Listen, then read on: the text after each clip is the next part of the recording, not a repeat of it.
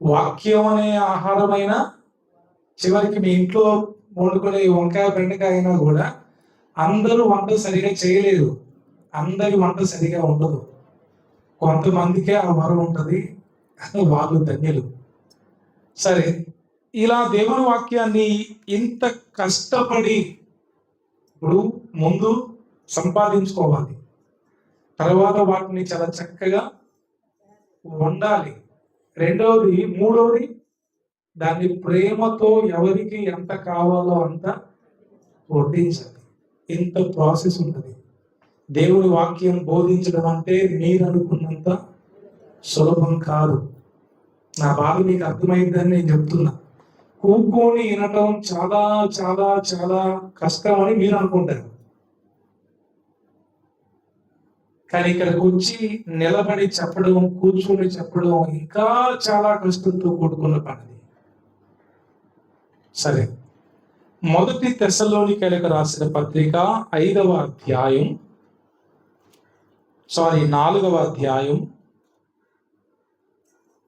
12వ వచనం.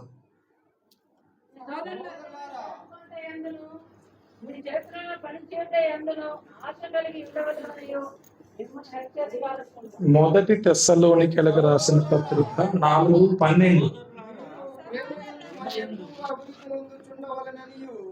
సంఘమునకు ఎప్పుడ వారి ఎడల మర్యాదగా నడుచుకొనుచు మీకు ఏమీ కొదవ లేకుండాట్లు మేము మీకు ఆజ్ఞాపించిన ప్రకారము మీరు పరుల జోలికి పోగా సొంత కార్యములను జరుపుకొనుట ఎందును మీ చేతులతో పనిచేయట ఎందును ఆశ కలిగి ఉండవలెననియు మిమ్మల్ని హెచ్చరించుచున్నాను. రైట్, నేను కూడా మిమ్మల్ని హెచ్చరిస్తున్నా అమ్మా. పౌలు అప్పుడు తెస్సలోనిక సంఘానికి హెచ్చరిక చేశాడు. బుజ్జక్క వినాలి, మీ పక్కన ఎవరున్నారు? ఆలగ్నమ్మ గారు. అందరూ మనసు పెట్టి దేవుని వాక్యం వినండి. నేను చెప్పాగా, మీరు బాగా కష్టపడి అన్నం వండి తినండి అంటే తిన్నాను అనుకోండి, బాధపడుతున్న కదా. అదేంటయ్య గారు, ఇంత కష్టపడి అన్నం వండి మీకు పెడదామంటే మీరు వద్దంటున్నారేంటి అనే ఉంటుందా ఉండదా? మరి నేను మీకోసం బాగా కష్టపడి వంట చేసుకోవాలి వచ్చిన, మీరు ఏం చేయాలి? జాగ్రత్తగా వినాలి, తినాలి. మీరు ఇప్పుడు ఇక్కడ అజాగ్రత్తగా నిద్రపోతూ, లేకపోతే పిల్లలతో ఆడుకుంటూ, సెల్ ఫోన్ చూసుకుంటూ, లేకపోతే ఎక్కడో ఇంటి దగ్గర మనసు అంతా పెట్టు వచ్చారనుకోండి, ఇప్పుడు ఇంత కష్టపడి వండుకొని వచ్చిందంత ఏమైంది? నేను చదువుతున్నాను చూడండి సహోదరులారా, మీరు ప్రేమ యందు మరి ఎక్కువగా అభివృద్ధి నొందుచుండవలెననియు. మొదటిది, మీరందరూ ప్రేమలో వృద్ధి చెందాలంట. అందరు నా వైపు చూడండి. మీకు ప్రేమ ఉంది, కానీ తగినంత లేదు. ప్రేమ ఎంత ఉండాలో అంతుంటేనే మంచిది. ఇప్పుడు బ్లడ్ బొత్తిగా లేకుండా ఉండదు ఎవరికి. కొంతమందికి 3 గ్రాములు, 4 గ్రాములు, 6 గ్రాములు ఇట్లా ఉంటుంది. ఏమంటారు డాక్టర్లు? సరిపోదమ్మా, ఎక్కియాలి, నీకు కనీసం 12, 11, 13, 14 ఉండాలని చెప్తారు. అంటే రక్తం సరిగా శరీరంలో లేకపోవటం వలన అనారోగ్యం కలుగుద్ది. అట్లని క్రైస్తవుని జీవితంలో ప్రేమ తగినంత లేకపోతే ఆత్మీయ జీవితములో చాలా సమస్యలు ఉంటాయి. ఈ రోజున నేను ఒక సేవకుని గురించి చెడ్డగా చెప్తున్నానంటే అర్థం నాకు సరైన ప్రేమ, చాలినంత ప్రేమ లేదు కనుక ఆ సేవకుని గురించి వేరొకరికి చెడ్డగా చెప్తున్నాను నేను. అదే నాకు కావలసినంత ప్రేమ ఉన్నదనుకోండి, ఆ ప్రేమను బట్టి ఆయన తప్పులను కప్పుతాను కానీ విప్పను. ఈ రోజున చాలా మంది చేస్తున్న తప్పులే. వాళ్ళ తప్పులు వాళ్ళు కప్పుకుంటున్నారు, ఎదుటి వారి తప్పులు విప్పుతున్నారు. కారణం ఒకటే, వాళ్ళకి ప్రేమ ఉంది కానీ కావలసినంత, ఉండాల్సినంత లేదు. ఒక వ్యక్తి గురించి చెడ్డగా మాట్లాడుతున్నారంటే అర్థం ఆ వ్యక్తి మీద వీళ్ళకు ప్రేమ లేదు. మనకు ప్రేమ కొద్ది మంది మీద కాదు ఉండేది, మనకు ప్రేమ ప్రపంచంలో ఉన్న వారందరి మీద ఉండాలి. ప్రపంచాన్ని ప్రేమించే అంత ప్రేమ మన దగ్గర ఉండాలండి. సాధ్యం అంటారు అది? అసాధ్యం. మరి ఎలా? దేవుని కృపను బట్టి సాధ్యమైంది. ఈ రోజున మీ అలుగుడు, మీ సనుగుడు, మీ గునుగుడు, మీ మొహం మార్చడాలు, కళ్ళెర్ర పెట్టడాలు, పళ్ళు కొరకడాలు, కీడు చేయడాలు, హాని చేయడాలు, చేసిన హాని మనసులో పెట్టుకొని ఉండాలు, వీటన్నిటికీ కారణం there is no proper love in your heart. సరైన ప్రేమ నీ హృదయంలో లేకపోతే ఇలానే ఉంటుంది. కసిరించుకోవటం, ఇసిరించుకోవటం, అలగటం.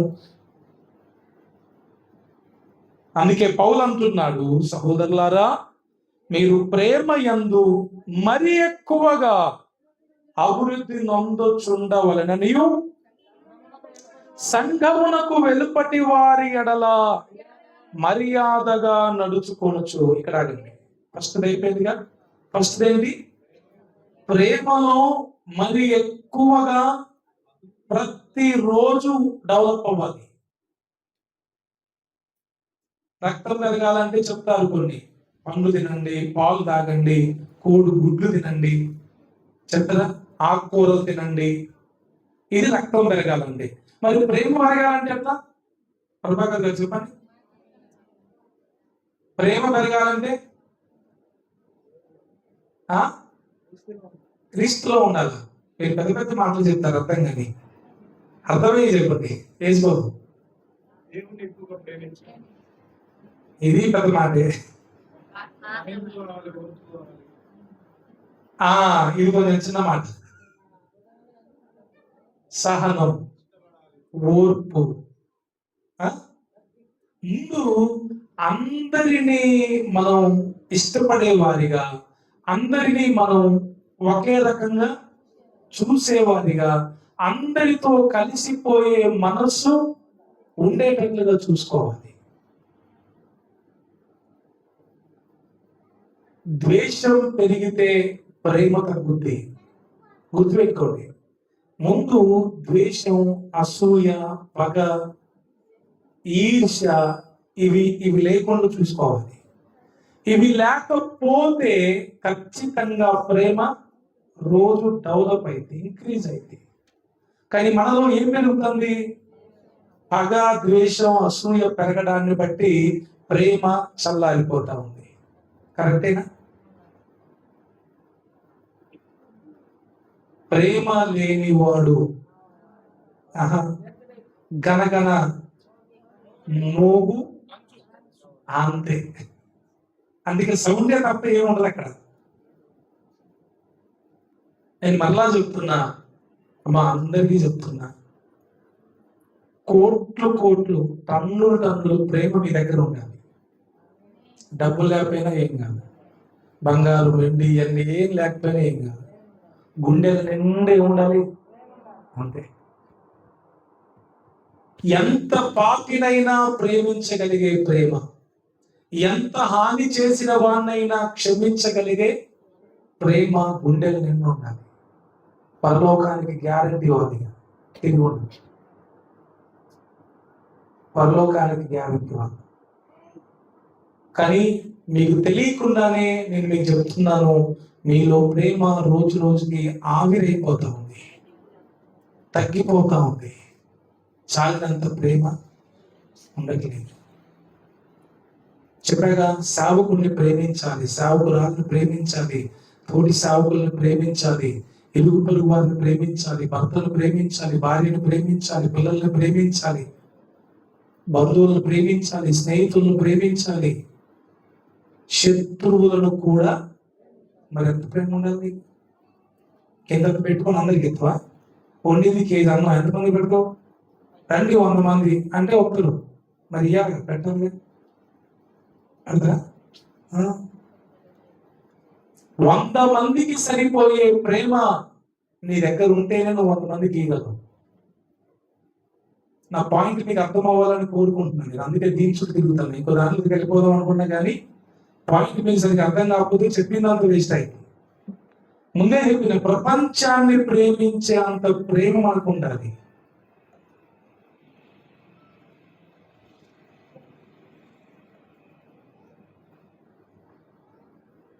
ప్రేమను బట్టి నెక్స్ట్ ఏమొచ్చి తెలుసా? సంఘమునకు వెలపటి వారి ఎడల మర్యాదగా నడుచుకోవాలి.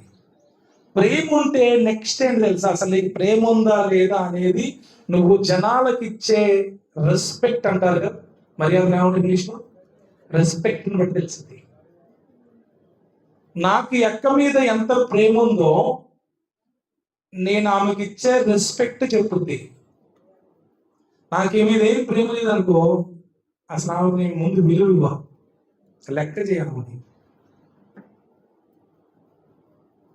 ప్రేమ ఉంటే తగ్గుతాం, దీన మనసు ఉంటుంది, లోబడతాం, సహాయం చేస్తాం, పట్టించుకుంటాం, పలకరిస్తాం. ముఖ్యంగా మర్యాదగా నడుచుకోవడం ప్రేమను బట్టే కలుగుద్ది. ద్వేషం ఉన్నవాడు మర్యాదగా నడుచుకుంటాడా? పొగరుబోతుడు, గర్విష్టి, అహంకారి ప్రేమ నడుచుకుంటాడు, సరే మర్యాద నడుచుకుంటారా? వాళ్ళ దగ్గర మర్యాద ఉందా? ఏంట్రా ఏంటి ఏది ఇది రెస్పెక్టా? అదే నీ కుండెలు నిండా ప్రేమ ఉంటే ఏంటి నాన్న, ఏంటమ్మా తల్లి చెప్పు, అమ్మా ఏంటమ్మా, ఏంటయ్యా, చూసారా? ప్రేమ ఉంటే మర్యాద వచ్చింది. రెడ్ హ్యాండెడ్ గా వ్యభిచారం చేస్తూ పట్టబడ్డ స్త్రీని అక్కడున్న వాళ్ళందరూ వల్గర్ లాంగ్వేజ్ మాట్లాడుతూ రాళ్ళు పెట్టి కొట్టి చంపుదామని పరిగెత్తిస్తున్నారు. ప్రభు దగ్గరికి వచ్చి అక్కడ ఆగారు. వాళ్ళ లాంగ్వేజ్ వేరుంది. ప్రభు అమ్మా అన్నాడు. It's a love.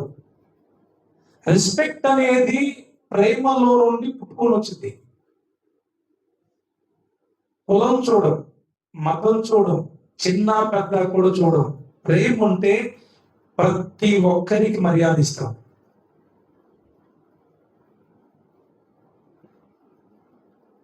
నాది పెద్ద కులం, నాది పెద్ద మతం, నాకు డబ్బులు ఎక్కువ ఉన్నాయి, ఇది ఉండదు. ఇంకా ప్రేమ వీటిని ఏం చేస్తుంది? చంపేస్తుంది. అందరినీ మర్యాదగా చూడాలి, అందరికి మర్యాద ఇవ్వాలి అనేది ప్రేమ చెప్పుద్ది. నేను మీలో మర్యాదను చూడట్లేదండి, అందరు నా వైపు చూడండి. మీ మీద నేను ఒక నింద మోపుతున్నా. మీరు మీ పక్క వారితో మర్యాదగా నడుచుకోవట్లేదు, మర్యాదగా మాట్లాడట్లేదు, మర్యాదగా ప్రవర్తించట్లేదు. నువ్వేంటి, నీ సంగతి ఏంటి, నీతో నాకేంటి అనేటట్టుగా ఉన్నారు. దాని అర్థం ఏంటంటే, దానికి మూలం ఏంటంటే మీలో ఉండాల్సిన ప్రేమ లేదు, ముడి పదార్థం ప్రేమ. అది ఉంటే దాంట్లో నుంచి మర్యాద వచ్చింది. ఈ రోజున చూడండి, is there any respect in world society? ప్రపంచంలో మర్యాద ఉందా? అమూల్య, అమూల్య అని పేరు బాగా పెద్దదాన్ని అయిపోయారు. రెస్పెక్ట్ ఉందా? టీచర్స్ రెస్పెక్ట్ ఇస్తున్నారా? స్టూడెంట్స్ ప్రొఫెసర్స్ రెస్పెక్ట్ ఇస్తున్నారా? స్టూడెంట్స్ కామెంట్స్ చేస్తున్నారు. అవునా? తోటి స్టూడెంట్స్ ని ర్యాగింగ్ చేస్తున్నారు. కారణం అంతే. అమ్మా, ప్రపంచ శాంతికి మందు ఏంటి తెలుసండి? అంతే. ప్రపంచం మొత్తం శాంతంగా ఉండాలి, ప్రశాంతంగా ఉండాలి, హాయిగా ఉండాలంటే దానికి మందు ఏంటి? ఆయుర్వేదం అయినా, హోమియోపతి అయినా, ఇంగ్లీష్ మందులైనా అన్నిటికీ మందు ఒకటే, ఏంటి? ప్రేమ. భార్యాభర్తలు మర్యాద ఉండాలి, భార్యాభర్తల మధ్యలో మర్యాద లేదు. ఓసే అంటే వీడు, ఊరే అంటున్నా. అన్నదమ్ములు కూడా వీడదే అంటాడు, ఆడదే అంటాడు. పెద్ద చిన్న లేదు. కారణం అంతే. ముఖ్యంగా ఇక్కడ ఏం చెప్తున్నారంటే, సంఘం సంఘమునకు వెలుపటి వారి ఎడల మర్యాదగా నడుచుకోవాలంట. ఇప్పుడు మన సంఘం కదా, సంఘం వెలుపటి వాళ్ళంటే ఎవరు? మందిరానికి రానివారు. వాళ్ళ ఎడల మనం ఎట్లా ఉండాలి అంటే, అన్యులు సంఘస్థులను చూసి మర్యాదను నేర్చుకోవాలి. మర్యాద వాళ్ళ దగ్గర ఉండదు. ఉంటుందా? ఎక్కడ ఉంటుంది మర్యాద? సంఘంలో ఉన్న వారి దగ్గర ఉంటుంది. మారు మనసు పొందిన వారి దగ్గర మర్యాద ఉంటుందండి. మారు మనసు లేని వాళ్ళు చూసి చెప్పాలా, వీళ్ళ దగ్గర మర్యాద ఉందని. నీకు మర్యాద ఇవ్వటం చేత కావట్లేదు, మర్యాదగా ప్రవర్తించడం చేత కావట్లేదు, మర్యాదగా మాట్లాడడం చేత కావట్లేదు అంటే నీకు మారు మనసు లేదు, ప్రేమ లేదు.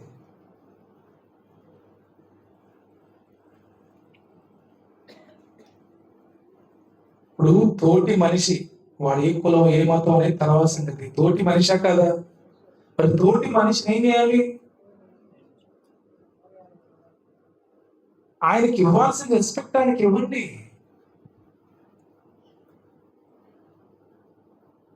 వాడిని లెక్క చేసేది ఏంటి అంటే కాదు, లెక్క చేయాలి. దేవునికి దృష్టిలో అందరూ సమానమే. దేవుడు అందరినీ ఏం చేస్తాడు? అందరినీ ప్రేమిస్తాడు. ఈ రోజున మర్యాద లేని సమాజంలో మనం ఉన్నాం. ఎంత భయంకరమైన వల్గర్ లాంగ్వేజ్ ఎక్కువైపోయిందండి. అవునా? బూతుల్లో మర్యాద ఉంటుందా? మరి బూతులు మాట్లాడొద్దని చెప్పేది ఎందుకు? మర్యాద పోయిందని. సంఘంలో ఉన్న వాళ్ళు కూడా భయంకరమైన బూతులు మాట్లాడుతున్నారు. మొన్న కావంట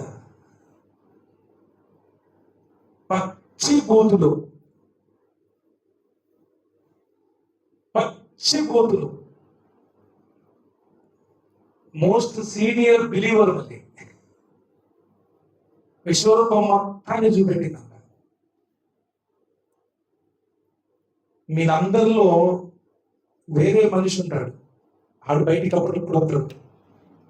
ఎక్కువ సార్లు దాచుకుంటారండి. తప్పు. అప్పుడప్పుడు బయటికి రావడం, అప్పుడప్పుడు మంచిగా ఉండడం అది కాదు. ఎప్పుడు ఒకేలాగా ఉండాలి. మెయిన్ గుర్తుపెట్టుకోండి, మర్యాదగా నడుచుకోవడం నేర్చుకోండి.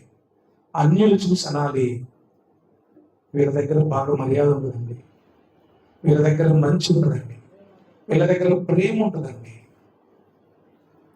మన ఇంటికి ఎవరైనా వస్తే ఏంటండి ఎలా ఉన్నారండి, ఈ భాష ఎంత బాగుంటుంది, నీళ్ళు తీసుకోండి, కొంచెం టిఫిన్ చేయండి, కొంచెం భోజనం చేయండి.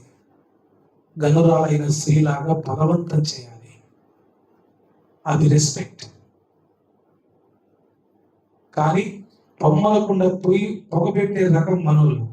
ఈ టైంకి వచ్చారేంటి వీళ్ళు, అమ్మ ఆయన వండే పని పెట్టేటట్టే ఉన్నారు నాకు అనేసి ఏదో ఒక రకంగా వాళ్ళని గెలికి తిట్టి కొట్టి మాటలని పంపించేస్తాడు. మరి నీకు ఆకలి విలువ తెలీదా? మరి నీకు ఆకలి అయిందట. ఉన్న దాంట్లో కొంచెమైనా షేర్ చేయాలి. అది ప్రేమ, మర్యాద. ఒకటి ప్రేమ, రెండవది మర్యాద. వాట్ ఈస్ టైంలో 37 45 కాగానే చెప్పండి. 3, మీకేమీ కొదువ లేకుండానట్లు మేము మీకు ఆజ్ఞాపించిన ప్రకారము మీరు పరుల జోలికి పోక. ఇది ఫస్ట్. 3వది, పరుల జోలికి పోవడం అంటే చెప్పండి, మీకేమర్థమైంది? జోలికి పోవడం అంటే ఏంటి? గొడవలు. ఇంకా పరుల జోలికి పోవడం అంటే ఏంటో చెప్పండి, తెలుగే ఇది. ఆహా, పెద్ద మాట. ఇంకా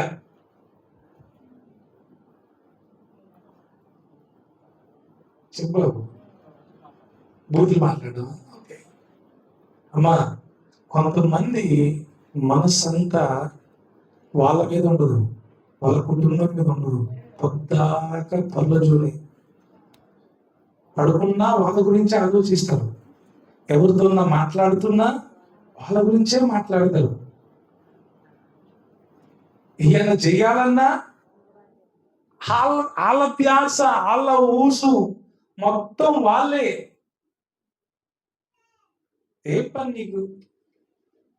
వాడెట్టయితే నీకెందుకు, వీడెట్టయితే నీకెందుకు, ఆమెట్టయితే నీకెందుకు? ఏమన్నా బతికేది నీకోసమా వాళ్ళ కోసమా? వీళ్ళ గురించి మీరు ఆలోచించుకోరు. అసలు వీళ్ళ ఊసు వీళ్ళకు ఉండదు. ఎప్పుడు పనుల జోలే. అది ఏంటంత ఆనందం? ఇప్పుడు అదొక స్పిరిట్ అయిపోయింది తెలుసా మీకు? అదొక దురాత్మ అయిపోయింది. ఎప్పుడు వాళ్ళే, ఎప్పుడు వాళ్ళే, ఎప్పుడు వాళ్ళే. మీరు ఒకసారి ఆలోచించండి, మీ గుండెలో ఎవరు నిద్రపోతారు? అసలు మీకు ఎక్కువ గుర్తొచ్చేది ఎవరన్నా చెప్పండి. ఇప్పుడు గుర్తొస్తే మా ఆవిడ నాకు గుర్తు రావాలి, మా అమ్మాయి నాకు గుర్తు రావాలి, మా అమ్మ రావాలి, మా నాన్న రావాలి. అంతేనా? మరి ఎవరు గుర్తుపడతారు మీకు బాగా? దాని సంగతి చూడాల్సిందే, వాని సంగతి చూడాల్సిందే. అన్న నేను తిరుపతికి అట్లా పడుకుతారా అట్లా? ఏంటి మరి పరుల జోలికి పోక. ఇది ఒక ఆజ్ఞ. మేము మీకు ఆజ్ఞాపించిన ప్రకారము మీరు పరుల జోలికి పోక. పోకండి. చిత్రమే తెలుసా? అలా పోతే ఏమైతే తెలుసా? మీ సొంత కార్యములను జరుపుకొనుట యందు, అంటే ఇది పోతే ఇక ఊరికి పనుల జోలికే పోకండి. మన సొంత కార్యాలు ఏమైతే ఈ చేయము ఇక. చదువు నా పని నేను చేసుకోవాలంటే ఎవరి జోలిని పట్టించుకోకూడదు ఇక. అవునా? ఈడు పిలిచినా పలకూడదు, వాడు పిలిచినా పలకూడదు. ఏం చేయాలి? నాకు ఇప్పుడు ఏం తెలుసా, ఫోన్లు ఎక్కువ, పిలిచేటోళ్ళు ఎక్కువ నాకు. అందుకే ప్రార్థన చేసేటప్పుడు, బైబుల్ చదివేటప్పుడు దాన్ని స్విచ్ ఆఫ్ లేకపోతే సైలెంట్ లో పెట్టి పక్కన పెట్టి ప్రశాంతంగా ప్రార్థన చేసుకొని ప్రశాంతంగా బైబుల్ చదువుకోవడం. లేదనుకో మోగుతూనే ఉంటుంది. కొన్నిసార్లు ఎట్లుంటుంది తెలుసా, మనం ఎవరి జోలికి పోకపోయినా వాళ్ళు మన జోలికి వస్తూ ఉంటారు. ఇది పెద్ద ప్రమాదం. అంటే ఇది ఒక సెకండ్ స్టేజ్. ఫస్ట్ స్టేజ్ ఏంటి? మనం వాళ్ళ జోలికి పోవడం. మనకు మారు మనసు వచ్చి మనం వాళ్ళ జోలికి పోవట్లేదు అనుకో, అలా ఎదురు నన్ను పట్టించుకోవట్లే, ఆ నన్ను పట్టించుకోవట్లే, ఆ నన్ను పట్టించుకోవట్లే అని వాళ్ళు మనల్ని పట్టించుకోవడం మొదలు పెడతారు. మరి నాకు మారు మనసు వచ్చిందిరా, నేను మిమ్మల్ని పట్టించుకోండిరా, నేను బుద్ధి లేక అట్లా చేసినండి, కుదరదు. ఇప్పుడు నాకు మారు మనసు లేదు, నేను మిమ్మల్ని వదలనంటురా. ఫస్ట్ స్టేజ్ మనం వాళ్ళు వదలకపోవడం. రెండవ స్టేజ్ వాళ్ళు మనం వదలకపోవడం. అమ్మా ఈ ఇరుపు ఇది లాగాలని ఉన్నా ఇదేం కాదు, ఇది రానియదు. అందుకే సాధ్యమైనంత వరకు వేరే వాళ్ళ జోలికి, వేరే వాళ్ళ కుటుంబాల జోలికి, వేరే వాళ్ళ సంసారాల జోలికి, సేవకులుగా వేరే వాళ్ళ సేవల జోలికి, నన్ ఆఫ్ అవర్ బిజినెస్ అది. అంటే మన పని కాదని. ఇప్పుడు అక్కడ ఉందలే, మీరు పనుల జోలికి పోక మీ సొంత కార్యములను జరుపుకొనుట యందును, మీ చేతులతో పని చేయుట యందును ఆశ కలిగి ఉండవలని మిమ్మల్ని హెచ్చరించుచున్నాను. నాకు పొద్దాక ఊరో వ్యవహారాలే ఉంటే మరి నా ఇంటి వ్యవహారం ఎప్పుడు, నా సొంత వ్యవహారం ఎప్పుడు ఉంటాయా? ఉండదామా? వాళ్ళందరినీ జోలికి పోకుండా మన సొంత కార్యాలు చూసుకోవాలి. కొంతమందికి ఇంకేమిటి తెలుసా, ఏం పని లేనోలే, రేవతి గారు, ఏ పని లేనోలే అందరి గురించి పట్టించుకుంటారు, అందరి గురించి ఆలోచిస్తారు, అందరి గురించి మాట్లాడతారు. వాళ్ళెవరు?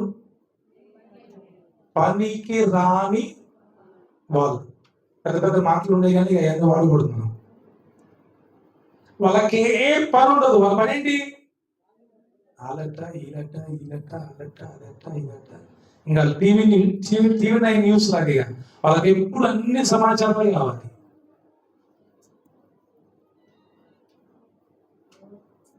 అర్థమవుతుందా? ఏమైనా అర్థమవుతుందా బాబు?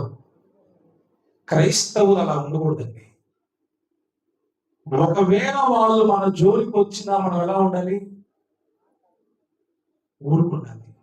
నేను ఈరోజు ఉదయం చదివాను, హిజ్కియాకి ఒక రాజు రబ్షాకే ద్వారా ఒక లెటర్ రాసి పంపిస్తాడు. అది ఇశ్రాయేల్లో గోడ మీద పెద్దగా చదువుతారు. అప్పటికి వీళ్ళు అంటారు, వద్దయ్యా మాకు వేరే భాష వచ్చు, ఆ భాషలో మాట్లాడమంటే లేదు లేదని పచ్చి బూతులు మాట్లాడతారు. అదంతా విన్న తర్వాత రాజు అంటాడు, మీరేం మాట్లాడదంటే ఊరుకున్నారంట. అవన్నీ ఇవి కూడా మౌనంగా ఉన్నారు. ఆ నెక్స్ట్ అధ్యాయంలో దేవుడు అద్భుతం చేస్తాడు. రెచ్చిపోయిన, పొంగిపోయిన, వెల్లమీగిన వారిని ఒక్క దేవదూతను పంపించి 180,000 మందిని వేసేస్తుంది.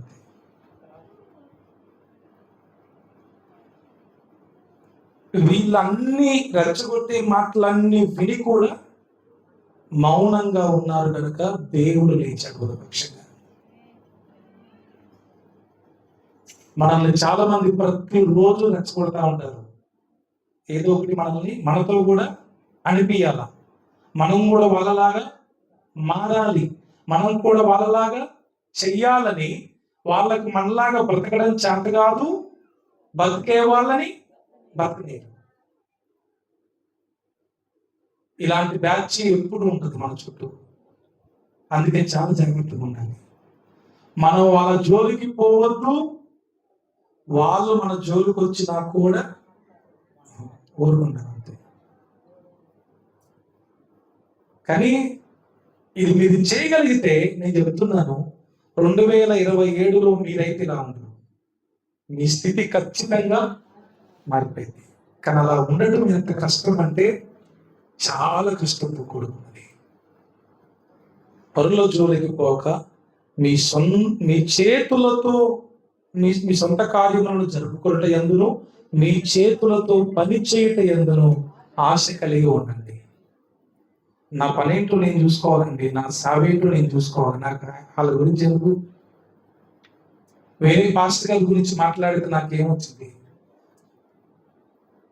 ఆ టైంలో ప్రార్థన చేసుకోవడము, ఆ టైంలో బైబిల్ చదువుకోవడము, ఆ టైంలో లేకపోతే వేరే ఒక విశ్వాస ఇంటికి వెళ్ళి దర్శించడము చేయొచ్చు కదా. నిన్న మాథ్యూస్ అన్న వాక్యం వింటున్నా నేను. ఏంటంటే ఈయనేమో మధ్యాహ్నం కూడా స్వార్థకి వెళ్ళి సైకిల్ మీద వస్తుంటే వాళ్ళ విశ్వాస ఫోన్ చేసి, అన్న కయ్యూరికి భార్య ఎక్కడి నుంచి వచ్చిందన్న అన్నదన్న. నీకు ఈ ప్రశ్న ఇప్పుడెందుకు వచ్చిందమ్మా అంటే, మా ఇంటికి వేరే అయ్యగారు వచ్చారన్న, పొద్దున్న వచ్చారన్న, టిఫిన్ చేశారన్న, మధ్యాహ్నం భోజనం కూడా ఇక్కడే చేశారన్న. ఈ ప్రశ్న ఆయన నన్ను అడిగితే నేను నీకు చెప్తున్నా అంటే, వానికి బుద్ధి లేదు, నీకు బుద్ధి లేదన్న. ఫోన్ స్పీకర్లో ఉంది, పాస్టర్ అక్కడే ఉన్నాడు. కాబట్టి ఒక ఫోన్ తీసుకుని, అన్న ఏంటన్నా అంత మాట అన్నారంటే, నీకు బుద్ధి ఉందా? నా విశ్వాసం నువ్వే ఎందుకు వచ్చినావు? నీకేం పని? వచ్చినావు, టిఫిన్ చేసినావు, వెళ్ళిపోవాలి కదా. మళ్ళీ మధ్యాహ్నం భోజనం కూడా చేస్తున్నావు అంటే ఏంటి నీ పని? సేఫ్టీ చేసినావు. ఈ దిక్కు క్వశ్చన్ ఏంటి మరి? పనున్న సేవకుడు ఎక్కడ చేద్దరా? ఇప్పుడు నా బిడ్డలు ఎందుకు నేను పోతానండి, నా బిడ్డలు కానీ ఇంటికి కూడా నేను పోతే కరెక్టేనా? అది సరే, పోయినా ఏం చేయాలి? మేలు కలిగేటట్లు ప్రవర్తించాలి కానీ కీడు కలిగేటట్లు ప్రవర్తించవచ్చా? పనికి మాలిన వారు చేసే పనులు ఇట్లుంటాయి. మీ అందరికీ చెప్తుందమ్మా, కొంతమంది ఏం మూసుకోక పక్కింటికి పోతారు, అక్క అనుకుంటారు, కథం ఇక ఆ మీటింగ్ ప్రపంచం మొత్తం తిరుగుతుంది. అది అమెరికా, ఆస్ట్రేలియా అంతా. తప్పు కదా. పోతే అక్క ఖాళీగా ఉన్నావా, ప్రే చేసుకున్నావు అక్క, అక్కడ పోవాలి. అవునా అక్క? లేకపోతే బైబుల్ చదువుకుందాం అక్క, అది బైబుల్ నాకు డౌట్ ఉందక్క, అట్లా పోవాలి. కాదక్క మొన్న ఇటు జరిగిందంట కదా, ఆయన అంటే కదా, ఇలా కోడలు అంటే కదా, ఎట్టయితే నీకెందుకమ్మా? మీకు విషయం తెలుసా, చెడు మనం మాట్లాడకపోవడం ఎంత ప్రాముఖ్యమో చెడు మనం వినకపోవడం కూడా అంతే ప్రాముఖ్యం. ఎవరన్నా మన చెవుల్లోకి విషయాన్ని ఎక్కిస్తుంటే ఏం చేయాలి? షటప్ అవుతున్నది, నోరు మూసుకో, ఇట్లాంటి మాటలు ఇంకా నాకు ఎప్పుడు చెప్పొద్దన్నది. యూసీబీసీ షార్ట్ ఫిలిమ్స్లో నా నా నా ప్రయత్నం అనే దాంట్లో ఓ పిల్ల ఇంకొక పిల్లకి లవ్ లెటర్ పట్టుకుని వచ్చింది. ఎవడో ఇచ్చిండు, అది పట్టుకొని ఎవరి దగ్గరికి వచ్చి అక్క అనిస్తుంది. మంచి క్లాస్ ప్రేమ, మీరు వెళ్ళి చూడండి అక్కడ. చేయవచ్చు అట్లా, చాలా మంది చేశారు ఆల్రెడీ. రాయవాదాలు. మనం తప్పు చేయకపోయినా తప్పు చేయడానికి మనం కారకులుగా ఉంటే, ప్రోత్సహించే వారిగా ఉంటే మనం కూడా తప్పు చేసినట్టే. ఏమైపోయిందిగా అయ్యా? అయినా ఓకే. 3 విషయాలు: ప్రేమ, మర్యాద, పరుల జోలికి పోకుండా మాత్రమే మనం చూసుకోవాలి. అందరు ఇక్కడే ఉన్నారా? మీలో ప్రేమ చాలినంత లేదు, అది మొదటిది. రెండవది, మీకు తోటి వారితో మర్యాదగా నడుచుకోవడం, ప్రవర్తించడం, మాట్లాడడం రావట్లేదు. 3, మీరు మీ విషయాల గురించి పట్టించుకోకుండా పొద్దాక పరుల జోలికే వెళ్తున్నారు. దానివల్ల మీ సొంత లాస్ అయిపోతాయి, మీ పనులు ఆగిపోతాయి, మీ కార్యాలు ఆగిపోతాయి, మీ ఫ్యామిలీ దెబ్బతింటది. పుష్పమ్మ పడిపోతాం.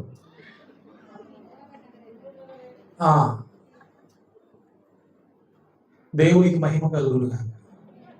మన ఒక ఆయన అన్నాడు,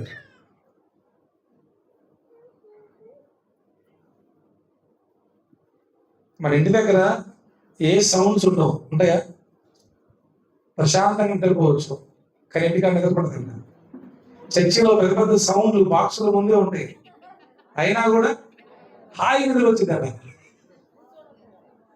ఇంటి దగ్గర ఏ సౌండ్లు ఉండవు, ప్రశాంతంగా ఉంటుంది, నిద్ర రాదు. చర్చిలో డ్రమ్ములు, సౌండ్లు, మైకులు ఇవన్నున్నా కూడా పానం ఎక్కడో పోయిందట.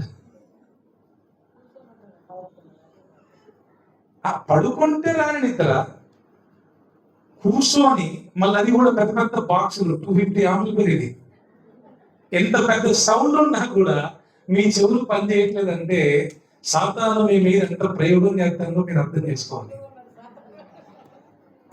సరే, 3 విషయాలను జ్ఞాపకం చేసుకోండి అమ్మా. 1, ప్రభు దగ్గర మనం అడగాల్సింది, చాలినంత ప్రేమ నాకు లేదయ్యా, నాకు అర్థమవుతుంది. ప్రేమ లేకపోవడాన్ని బట్టి ద్వేషం ఉంటుంది. ద్వేషం, అహంకారం ఉంటేనే మర్యాద ఉండదు. ఎవరెవరిని, మళ్ళా చెబుతున్నా, ప్రభువు ఎందుకు ప్రేరేపిస్తున్నాడు, మీరు ఎవరెవరిని గాయపరుస్తున్నారో, ఎవరెవరిని బాధ పెడుతున్నారో, ఎవరెవరిని తృణీకరిస్తున్నారో గుర్తుపెట్టుకోండి, వారి విషయంలో మీరు దోషులు.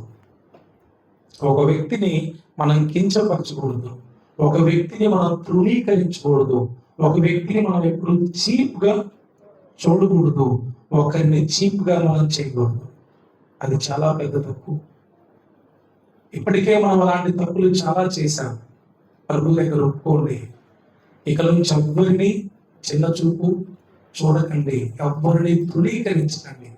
ఎవరి క్రియలో చొప్పున వారికి తీర్పు తీర్చడానికి, ప్రతిఫలం ఇవ్వడానికి, జీతం ఇవ్వడానికి దేవుడు రెడీగా ఉన్నాడు. మన పని కాదు కదా అది. మర్యాద ఇవ్వండి, చెడ్డోళ్ళకి మర్యాద ఇవ్వండి, మంచోళ్ళకి మర్యాద ఇవ్వండి. మనకెందుకండి? 3వది, అస్సలు వేరే వాళ్ళ విషయాల్లో సాధ్యమైనంత వరకు తల పెట్టకండి.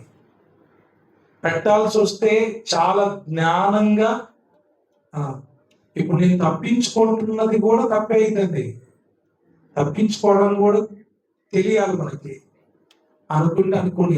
కానీ అన్ని విషయాలు రాసుకుంటే పూసుకుంటే మనం ఆగమైపోతాం ముందు. అందుకే నాకు ఈ మధ్యలో ఎక్కువ జ్ఞానోదయం అయింది. ఎక్కువ మంది విషయాల్లో ఇంటర్ఫీర్ అవ్వకూడదండి. తప్పదు, కాదు, కూడదనుకుంటే అది కూడా నా వల్ల ఏమన్నా మేలు జరిగేటట్టు అయితేనే ఇన్వాల్వ్మెంట్, లేదంటే లేదు. మీరు కూడా అలానే ఉండండి. పనికి మాలిన వ్యవహారాలు మీ పని కానప్పుడు ఇక మీకు వద్దు, మౌనంగా ఉంటుంది అంతే. చేతనైతే ప్రేయర్ చేయండి. దేవుడు మనకు అనుగ్రహించిన గాక. కళ్ళు మూసుకుందాం, ప్రార్థన చేద్దాం.